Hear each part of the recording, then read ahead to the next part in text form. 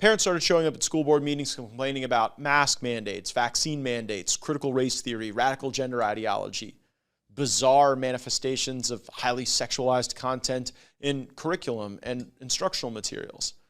And as a consequence of that, people showed up. A good thing about local control over education is that there's not some faceless bureaucrat 4,000 miles away making decisions about your family.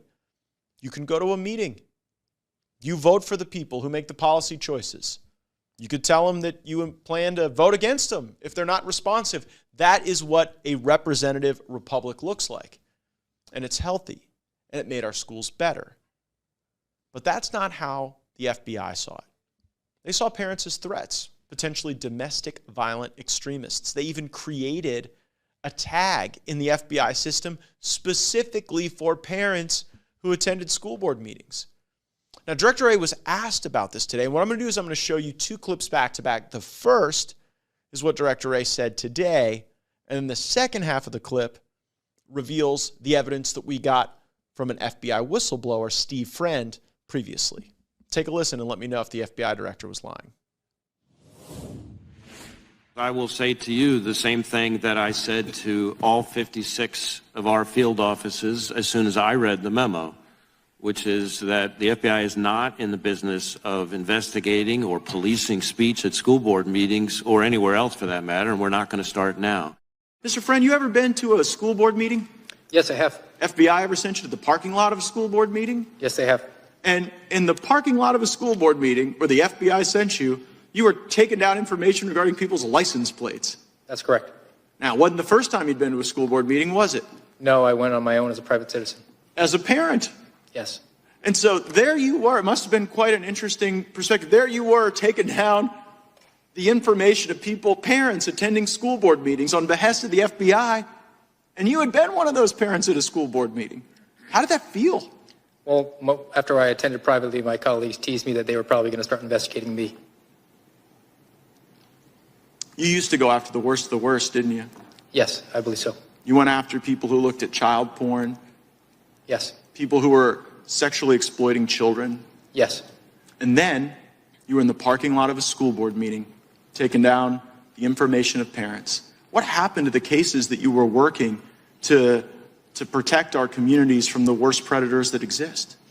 I was told they were not to be resourced, and then after I was suspended, they were handed off to local law enforcement. Wow, so the FBI just decided it was more important to have you in that parking lot of that school board meeting than getting the worst of the worst away from people that they could harm. That's correct. Sure seems inconsistent for the FBI director to say, we were never investigating speech at a school board meeting, and then to have an FBI former Special Agent Steve Friend saying, yeah, we were there taking down license plate information at school board meetings for people who had showed up to speak. Maybe a criminal referral for perjury is in Christopher Wray's future. Maybe he deserves it on more than one count. But we know this. The fight is not over. I have seen several of you comment that you think this is wasted time, that Congress is just asking questions that we don't get answers to. But sometimes those lack of responses are revealing. And in a world in which members of Congress are actually doing their job, a day like this would piss you off. A day like this would show you that the FBI has completely come untethered from the Constitution and accountability and our due process rights. They're using information to go around the Fourth Amendment that they acquire on the private market. And then when they conduct illegal searches, the FBI director doesn't even understand the basics of the frequency of that problem.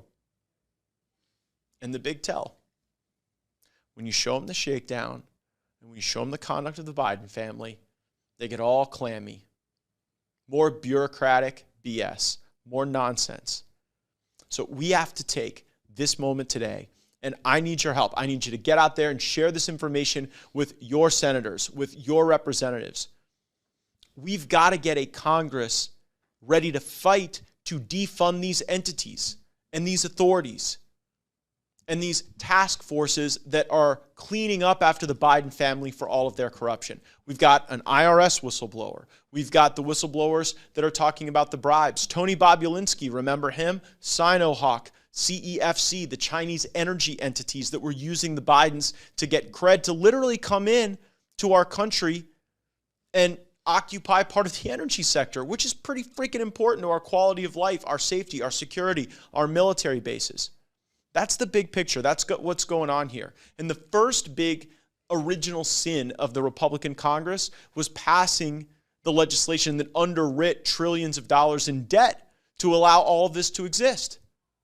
I fought hard against that. I worked against it. Unfortunately, I was not able to unify around my Republican colleagues around opposition to the debt limit bill, but now there's the money. And that financial decision has to be made commensurate with the government funding bill that McConnell and Pelosi agreed to running out.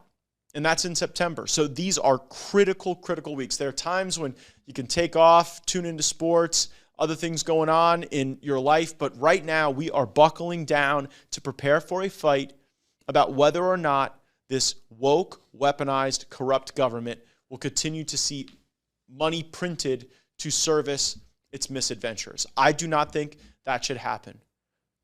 If you cut off the money, you cut off the blood flow. Don't forget it. Thanks so much for watching this video. Make sure you're subscribed to our channel with notifications turned on. You won't want to miss any of the breaking news.